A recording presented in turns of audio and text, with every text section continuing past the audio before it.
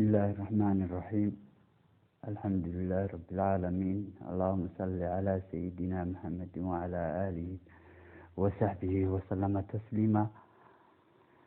maanta waxaan rabaa inaan ka hadlo arrimo ay ka mid yihiin waxyaabo dhibaato ku haya bulshadeena xagga dhaqaale ahaan, caafimaad ahaan iyo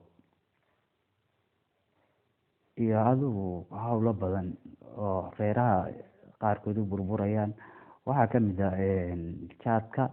jaadka bulshadeenu aad bay u isticmaashaa Soomaalida, maadaama ay aad u isticmaalaan jaadka bulshadu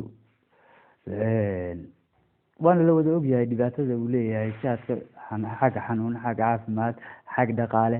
laakiin maadaama ayna meel laba inoo fayoobeen, sidee baan ku badbaadinaa bal midun xagga dhaqaalaha oo kale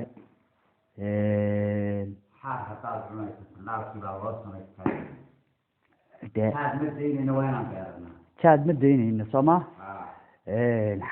xanuunadii iyo wixii kaleba halkaa dhigo.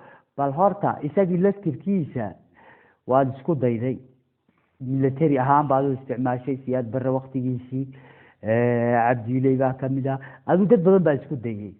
inkastayna Ethiopia raalliba ka ahayn in jaadka dhaqaalihiisa la joojiyaba oo income leeyahay, haddana inagu sidee baan ugu dhex noolaanaa bal dhibaatada laftirkeeda aynu uga badbaadnaa oo dhaqaalaheeni iyo wixii u kabmaa. waa inaad dee beerataa. waxay dhaheen markaa doctor, hal su-aalaan doctor,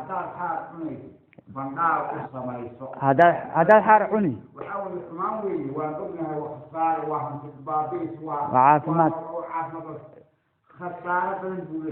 laakiin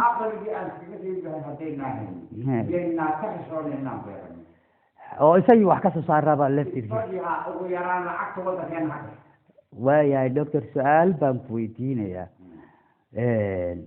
Ethiopia waad aragtay way beerataa, Kenya way beertaa, Soomaali unba intaa dhaqaalaheeda ku socotaa.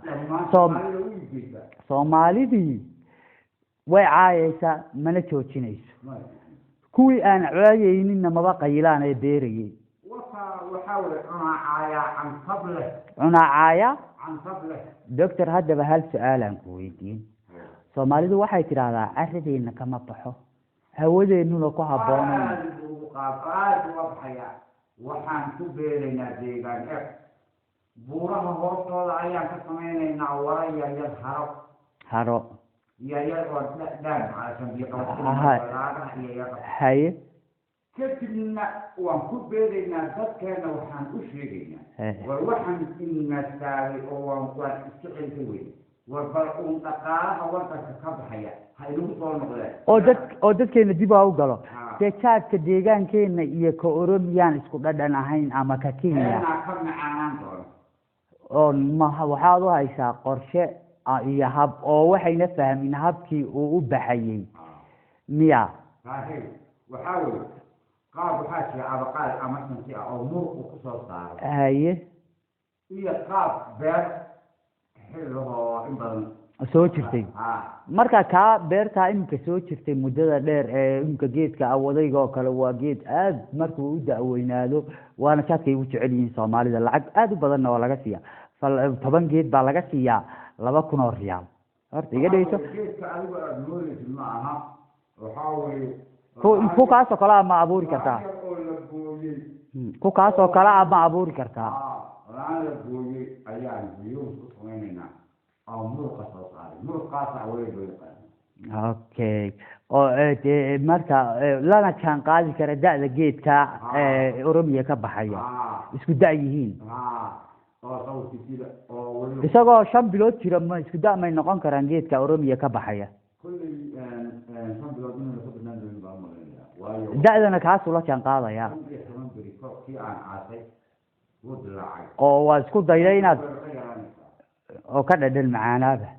waa laga yaabaa ma weli ma dhadhamin, laakiin insha Allah waan horkeeni doonaa. oo waad isku dayday inaad kaa Oromiya ku la mid ah beer qayilkaaga ka beerta miya ya ma qayilkeed qayileysaad ka beerta laama aan ka jabiyo jaadkii aan cunayay ayaan ka beeray oo siidkii ah oo waxaa laygu yidhi geedo jirid waaweyn oo dhumuc leh hadduuna ahayn oo dhuux leh waa been mar haddiiba geedu yahay marba haddii geed yahay oo laamahan yar yar baad ka beeri laamahan yar way baxayaan dee soomaalidu waxay u dhaheen geedka buuran baa baxa waxaa weeye geedku mar hadduu intaa leeyahay wuu baxayaa intaa hadduu leegyahay caleen buu dhalayaa buu yidhi oo wuu baxayaa wuxuuna la mid noqonayaa jaadka ka baxaya oromiya waxyaabaha baahida uu u baahan yahay ee deegaankeena hadduuna ka helaynin annagaa siinayna macdaniyeeda buu yidhi doctorku wasalaamu calaykum waraxmat tijaabadiina waa laydin tusi doonaa cisho dhow okay